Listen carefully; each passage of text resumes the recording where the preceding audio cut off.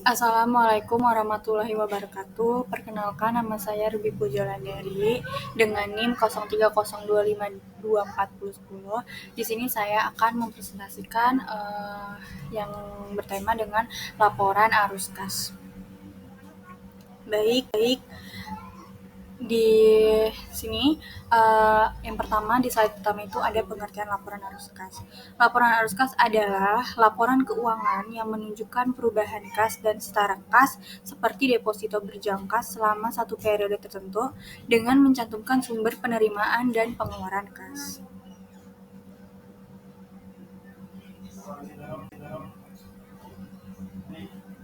Nah, selanjutnya ini ada klasifikasi laporan arus kas. Uh, di mana laporan arus kas atau statement of cash flow akibat aktivitas operating aktivitas meliputi perubahan kas yang terpengaruhi transaksi yang menghasilkan pendapatan dan beban. Transaksi demikian termasuk dalam kategori laba neto. Dan yang kedua itu ada aktivitas investasi atau investing activities meliputi A. perolehan dan pelepasan investasi dan tanah, bangunan dan peralatan serta meminjamkan uang dan menagih pinjaman.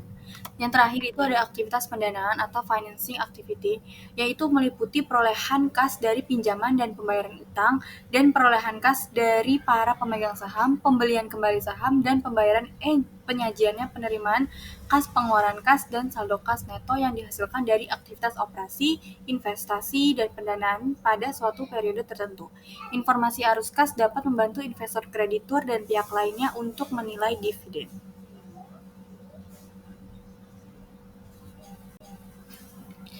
Baik, selanjutnya kita masuk ke metode tidak langsung dan metode langsung. Untuk metode tidak langsung ini, metode yang menyesuaikan nilai laba neto untuk item-item yang tidak memengaruhi kas. Sebagian besar perusahaan memilih menggunakan metode ini. Perusahaan lebih memilih metode tidak langsung dikarenakan oleh dua dasar. Yang pertama itu metode tersebut lebih mudah dan ekonomis untuk disiapkan. Yang kedua itu metode tersebut memfokuskan pada perbedaan antara laba neto dan neto kas. Nah, ini ada contoh dari contoh kasus dari penurunan pada utang pajak penghasilan yang memakai dengan metode langsung. Oke, bisa dilihat bahwa laba bersih atau laba neto perusahaan ini adalah sebesar 145.000. Tapi perlu diingat, laba bersih itu belum tentu mencerminkan kas yang benar-benar diterima. Jadi kita harus menyesuaikan dulu untuk menghitung kas dari aktivitas operasi. Nah, yang kedua itu di bawahnya ini adalah penyesuaian untuk mengoreksi laba neto agar mencerminkan arus kas. Kita harus sesuaikan dengan item-item yang tidak melibatkan kas seperti penyusutan atau mewakili perubahan aset dan liabilitas lancar. Dan yang ketiga ini itu ada beban penyusutan yang sebesar 9.000. Penyusutan ini tidak dilibatkan kas keluar, jadi ditambahkan kembali ke laba. Terus ada kerugian atas pelepasan aset sebesar 3.000. Ini juga bukan arus kas, hanya pencatatan rugi akuntansi, jadi ditambahkan kembali. Selanjutnya itu ada penurunan piutang usaha itu sebesar 10.000. Kalau piutang turun berarti lebih banyak kas yang masuk, jadi ditambahkan. Terus itu ada kenaikan persediaan sebesar 5.000. Kalau persediaan naik artinya perusahaan membeli lebih banyak barang, jadi kas keluar maka dikurang. Selanjutnya itu ada kenaikan beban dibayar di muka sebesar 4.000. Ini juga artinya ada kas yang sudah keluar, jadi kurangi dari arus kas. Terus itu ada kenaikan utang usaha sebesar 16.000.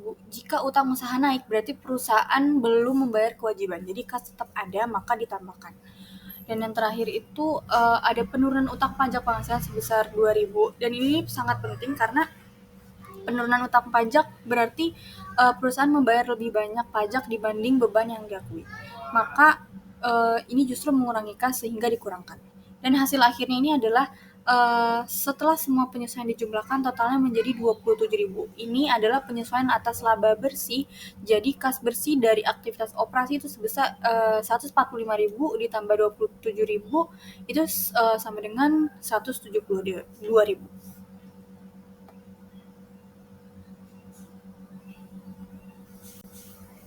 Baik, selanjutnya ini ada laporan arus kas metode langsung. Dengan metode langsung atau direct method, perusahaan menghitung kas neto yang diperoleh dari aktivitas operasi dengan menyesuaikan setiap item dalam laporan laba rugi dari basis akrual ke basis kas. Cara yang efisien untuk menerapkan metode langsung adalah dengan menganalisis item yang dilaporkan dalam laporan laba rugi sesuai urutan penyajiannya. Baik, di sini ada contoh kasusnya. Ini itu ada penerimaan kas dari pelanggan dengan menggunakan metode langsung. Untuk menentukan jumlah penerimaan kas, perusahaan mengurangkan kenaikan nilai piutang usaha dari pendapatan penjualan. Di sisi lain, mungkin juga ada penurunan nilai piutang usaha. Penurunan ini akan terjadi jika penerimaan kas dari pelanggan melebihi pendapatan penjualan. Dalam hal ini, perusahaan menambahkan penurunan nilai piutang usaha ke pendapatan penjualan. Bagi komputer service company, piutang usaha berkurang 10.000. Dengan demikian, penerimaan kas dari pelanggan adalah 517.000. Baik, di sini terlihat bahwa pendapatan penjualan adalah sebesar 507.000. Namun kita tidak bisa langsung menganggap seluruh angka ini diterima dalam bentuk kas karena sebagian mungkin masih berupa piutang. Maka kita perlu lihat perubahan nilai piutang usaha. Nah, di sini terlihat bahwa piutang usaha turun 10.000. Artinya pelanggan melunasi piutang yang sebelumnya belum dibayar. Karena itu, kita tambahkan 10.000 ke pendapatan penjualan untuk mengetahui kas sebenarnya yang diterima. Jadi, total penerimaan kas dari pelanggan itu 507.000 ditambah 10.000 sama dengan 517.000. Inilah jumlah kas yang benar-benar masuk ke perusahaan selama periode berjalan.